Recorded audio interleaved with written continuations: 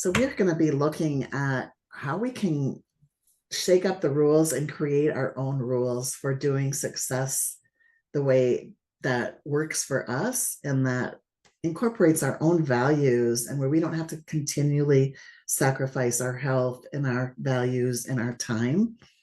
So I'm going to do some presenting. I'm also going to, at the end of this, gift you an opportunity to schedule a time with me, a half-hour session where you can have some one-on-one time to really dig into where's that key starting point for you to make a shift that's going to change that trajectory of whatever it is that had you show up here today. And like I said, we've got the 3 keys that we're going to talk to. My program is bigger than that, and I've got a lot more tips, but within this time frame, we don't have time to go into all of it. So we will be looking at these 3 tips of strategies for innovative change, cultivating fulfillment, and designing your path to freedom. Does that sound like appealing to anybody? Would that make a difference in your life? Come back to their hearts, and come back to that authentic place where, you know, we each have what we have to offer to the world, and that's what we get to bring forward. So in that is the opportunity to really be full-hearted. And what that looks like when we are back in that state, and where the end goal is of working through the ideas that I'm going to present here today and building upon these, is that first of all, that we have our energy, like we're energized, we're excited about our life, we're ready, we feel like we're in alignment, we're ready to take on challenges. How can we react to them, and how can we set ourselves up to be in alignment with our purpose and what we are really wanting to accomplish and what's important to us? The next thing would be to really be having that sense of purpose, be clear of, is how you're spending your time and your energy aligned with that purpose? And then once we've got those and we're really clear on that authentic, our gifts, our talents, our superpowers, we've all got them. Every one of us has one. And even if we have like similar ones, they're still different. And people, we just need like everybody's voice and everybody's authenticity in the world. So the last one is just really putting all those together so that your external circumstances in your life reflects that opportunity for that magic to show up. This is one of my very favorite quotes. In a full heart, there is room for everything. In an empty heart, there is room for nothing. So what I'm inviting you to look at today, and to stop and to pause and to really question, is what would it be like to have a full heart? And a lot of times, one of my mentors says that we don't become ourselves by ourselves. So we become ourselves in reflection and in relationship with others. So that is that's a bonus tip, is that to try and figure it out by ourselves is really a challenge, but it's also a caveat, because nobody's going to come and save us. We have to do the work ourselves, but I guarantee you have resources within you, that you already have everything within you, but that knowledge and that knowing within you can lead you to the external resources as well, that can help you set yourself up to create the life that you want, to have the relationships that you want, to move through life with joy as we're going through the challenges, as life unfolds, as the world looks like it's falling apart, that we can still come back to our place of our joy within.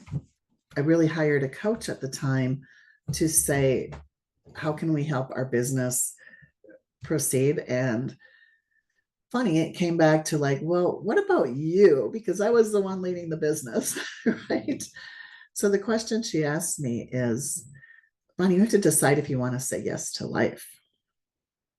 And so that was a big turning point for me, because I kind of had felt like from from the mindsets that I had at the time, I didn't know what more I could accomplish that would bring me anything else, because I was so disconnected from my authentic who I am and what my skills and talents were. So once I said yes to life, I didn't know what was all going to happen after that, but shortly after that, our business had some severe challenges, so we ended up closing the business, which meant my career as well, because I was the CEO of the company, leading that company. It was my career, my income source, my identity, basically, in so many ways. And then also got divorced after 40 years. And so, and I could throw in a few other big losses in there that don't really matter. It's just, you get the picture. It was like all of it at once. So, but I knew from that point that what I needed to find was my way back to myself.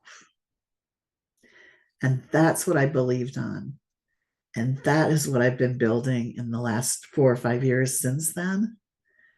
And what I have rediscovered in discovering myself is that joy and that possibility and that opportunity to define what I think is success. I don't have to follow those rule books anymore of what makes somebody else successful or what others think that I should do.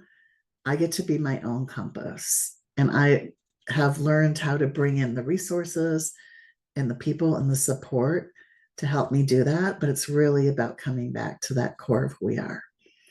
And if you're here today, that is my dream and my wish and my commitment to you. When I work with the client, that is what I see. Is I see that brilliance in you, and I am a stand for you discovering your own answers, because I don't have your answers. Nobody else has your answers. Only you have your answers.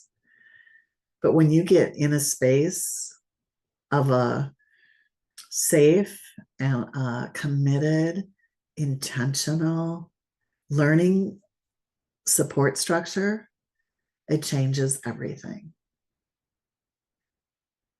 And it allows you to let that all blossom. And every change that we have has a loss too. So, and that's true. Like, just look at the seasons in nature. Like there's the seasons and they come and go, and we get to recreate ourselves in each season. So again, I just want to honor each of you for being here, and just knowing that that's what I envision for you. That's why I do this work. And that's why I've invited you to be here today. To a super high level overview of what that looks like. And again, it's that journey to that full-hearted connection where we can hold everything that's been, all that is, and all that is yet to be. I also heard a quote this recently at a commencement ceremony. I was with a friend who had gone through a seminary program, and they said something like, if you take away the fullness from the fullness, all that remains is the fullness. So it's that kind of like, what if we're so full up of our own, I'm going to just say the birthright of who we are and the capacity that we have to make our choices. And what if we're so full up that all there is to take away is the fullness, and we're still full? How does that, that's changing the rule book, right?